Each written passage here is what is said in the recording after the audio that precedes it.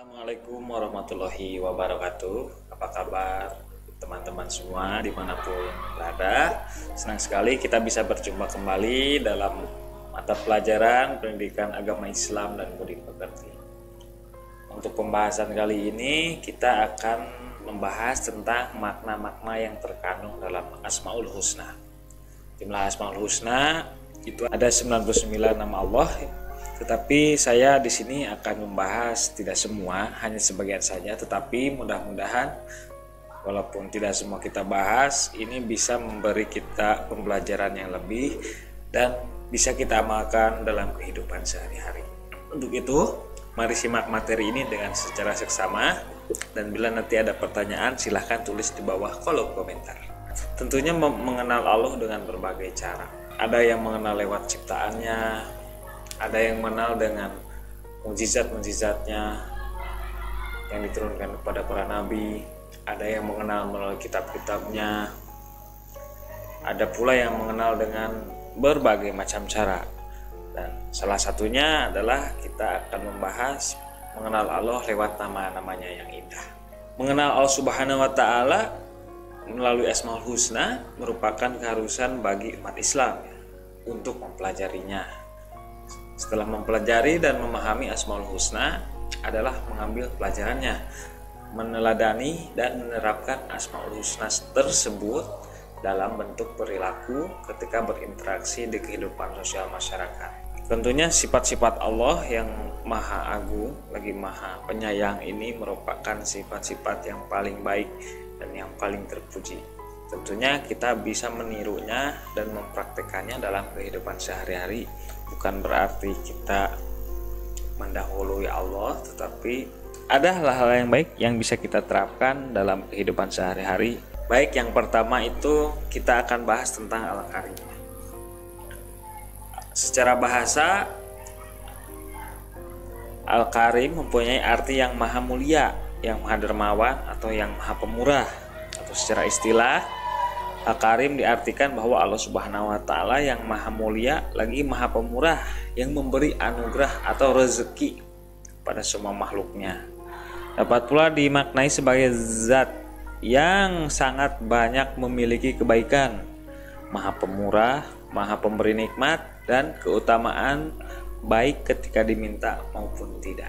Seperti apa pengamalan dari sifat Al-Karim ini? Yang pertama itu kita harus bisa menebarkan kebaikan dimanapun berada, sehingga keberadaan seorang muslim mendatangkan manfaat bagi siapa saja.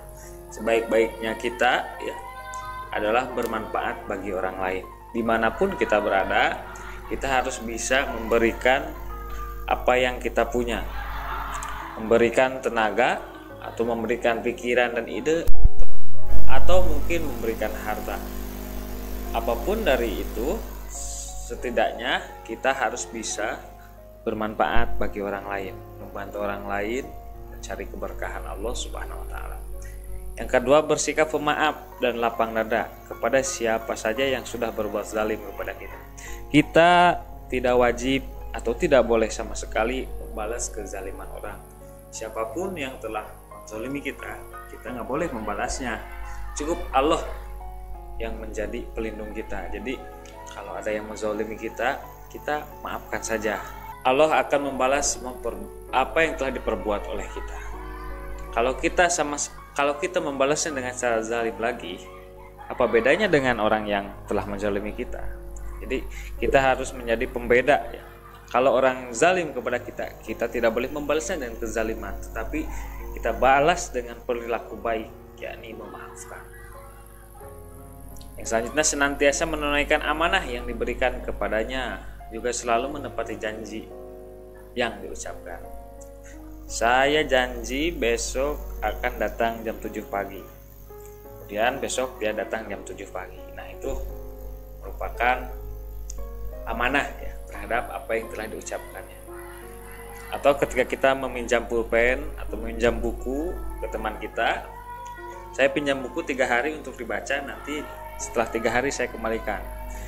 Nah, setelah 3 hari dikembalikan, nah itu baru orangnya yang jujur dan amanah. Nah, kita bisa latih karakter seperti itu dalam kehidupan sehari-hari dengan cara-cara yang ringan ya. Pokoknya kita berjanji mau mengembalikan barang teman, kita secepatnya kembalikan. Yang selanjutnya, memiliki empati dan simpati yang tinggi kepada yang membutuhkan. Harus saling tolong menolong, harus saling membantu dengan sesama, dengan tetangga, teman atau kerabat. Selanjutnya, mencintai Allah dan Rasul dengan melaksanakan segala perintah dan menjauhi larangannya. Itulah pengamalan sifat Al-Karim. Mudah-mudahan kita bisa mengamalkannya dalam kehidupan sehari-hari. Yang selanjutnya, Al-Mu'min. Al-Mu'min secara bahasa berasal dari kata amina yang berarti pembenaran, ketenangan hati, dan aman. Allah Subhanahu wa taala, Al-Mu'min artinya dia maha pemberi rasa aman kepada semua makhluknya, terutama kepada manusia. Dengan demikian hati manusia menjadi tenang. Kehidupan ini penuh dengan berbagai masalah, tantangan, cobaan. Jika bukan karena Allah yang memberikan rasa aman dalam hati, niscaya kita akan senantiasa gelisah, takut, dan cemas. Setiap manusia pastinya mempunyai permasalahannya tersendiri. Mau dia direktur, pejabat, guru, siapapun yang namanya manusia pasti dia punya masalah. Nah, setiap masalah kita perlu selesaikan dengan cara yang bagus, dengan pikiran yang tenang, dengan kehati-hatian. Nah, disitulah kita sangat bergantung kepada Allah untuk menyelesaikan semua masalah yang kita hadapi. Maka dari itu kita perlu rasa aman, nyaman, tenang dalam menghadapi segala cobaan yang dihadapi. Jadi ada sisi ketika kita sedang dalam masalah, ada sisi gundah, cukuplah Allah menjadi penolong bagi kita yang memberikan rasa aman dan tenang, sehingga masalah yang sedang kita hadapi itu kita bisa lalui dengan mudah.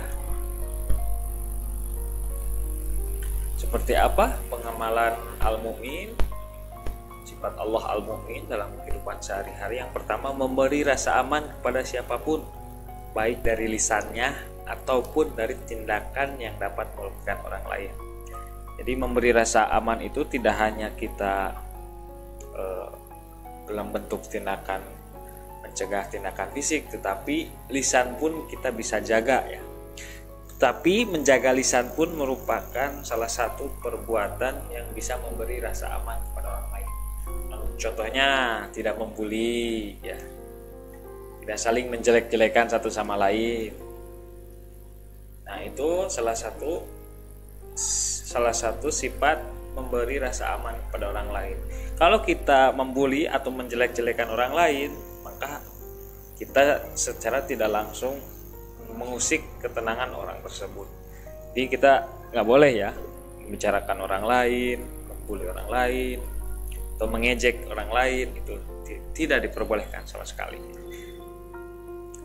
Tindakan yang merugikan orang lain kayak tawuran ya dan lain-lainnya, balap liar gitu, itu merupakan tindakan-tindakan yang dapat merugikan orang lain.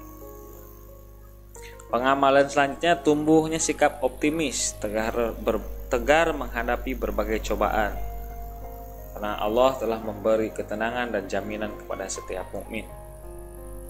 Nah, ini harus bisa, walaupun masalah yang dihadapi semakin hari semakin berat, kita harus memiliki rasa sabar, tegar, dan senantiasa berpangku kepada Allah Subhanahu wa taala. Yang selanjutnya, berpartisipasi aktif menjaga keamanan lingkungan sekolah dan masyarakat, mentaati rambu lalu lintas dalam rangka menjaga keselamatan. Yang sudah punya motor, pakai helm ya, pakai pelindung tangan, pakai sepatu kaki, jaket. Nah, itu merupakan salah satu taat terhadap peraturan berkendara dan akan memberi rasa aman kepada diri sendiri gitu ya.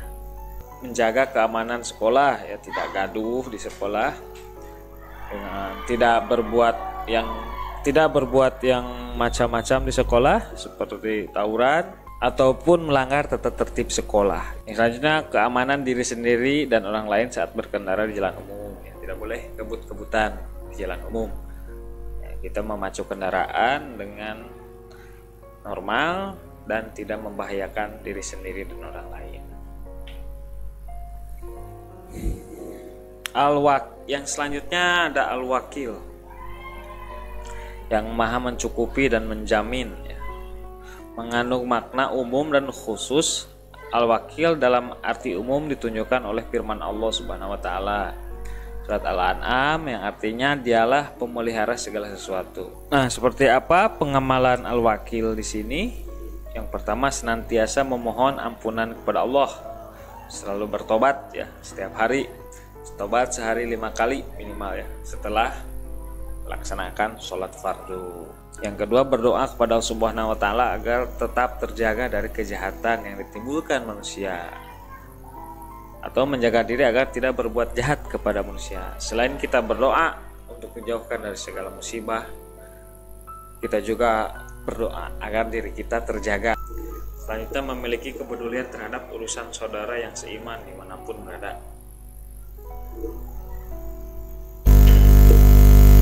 Umpamanya ada yang akan membangun masjid atau akan mengadakan kegiatan-kegiatan sosial, kita ikut berpartisipasi dalam kegiatan tersebut, membantu. Yang selanjutnya, menjaga segala hal yang diamanahkan kepada diri terkait urusan kemanusiaan. Yang kelima, mengerahkan segala kekuatan yang sudah dianugerahkan Allah kepada diri kita untuk berkhidmat kepada umat dan memberi manfaat kepada mereka, dan menyandarkan segala urusan hanya kepada Allah semata. Terakhir, setelah berikhtiar agar tidak berputus asa ketika keinginan tidak terpenuhi, atau tidak sombong ketika keinginannya tercapai. Yang dalam berikhtiar ada banyak sekali dalam mencapai tujuan atau cita-cita. Tentunya kita akan banyak menemui nikmat-nikmat tersendiri. Yang pertama, nikmat usaha. Yang kedua, nikmat istighfar ya. Karena di setiap kita sedang berusaha selalu banyak sekali tantangan, rintangan, dan cobaan. Di situ kita akan sering membaca istighfar ya, atau memohon ampun kepada Allah. Terus nikmat rasa optimis. Jadi ketika kita ingin mencapai sesuatu dengan menerapkan sikap optimis, maka itu merupakan sebuah kenikmatan yang ada pada diri kita ya, untuk tetap menjaga semangat dan terus mengejar cita-cita yang kita impikan.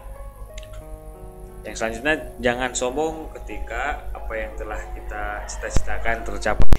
Nah, itu dia tadi pemaparan sedikit dari saya tentang pengamalan Asmaul Husna atau sifat-sifat Allah yang kita bumikan di dalam kehidupan sehari-hari. Mudah-mudahan kita bisa mengamalkannya dengan baik, dan mudah-mudahan apa yang kita cita-citakan tercapai.